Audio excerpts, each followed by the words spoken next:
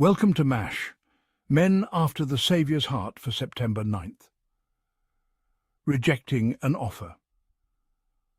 A poverty-stricken man had to travel to his job, which was located in a distant city.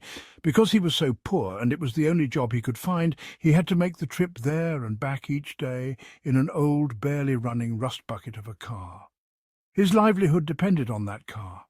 It was the only means for him to get there, even though it often broke down, causing him often to almost lose his employment. So every morning, long before anyone else was even up, the man packed all that he would need for the trip and took off down the road in a cloud of smoke that would obscure him from sight the further he would go. Late at night, he would return exhausted, only to have to do the needed repairs on the car so that he could make the trip the next day. One day, as the man pulled over on the side of the road to make some repairs so that he could continue on his journey, a kindly man in tattered clothes walked up to him seemingly from nowhere. "I've been watching you make this trip every day.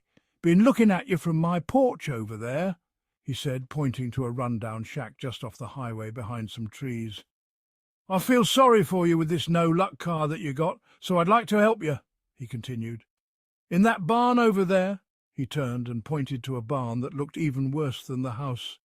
"I got me this limo. It's yours if you want it, 'cause I don't use it no more. I'll even drive you wherever you gotta go if you want me to. Got nothing better to do." "Get away from me, old man," the traveller spat with impatience. "I have enough trouble without someone like you making promises that you can't keep." With that, he returned to the well-worn muffler to reattach it. The next day, from his front porch, the kindly man sat and watched as the beat-up jalopy hobbled its way down the road again.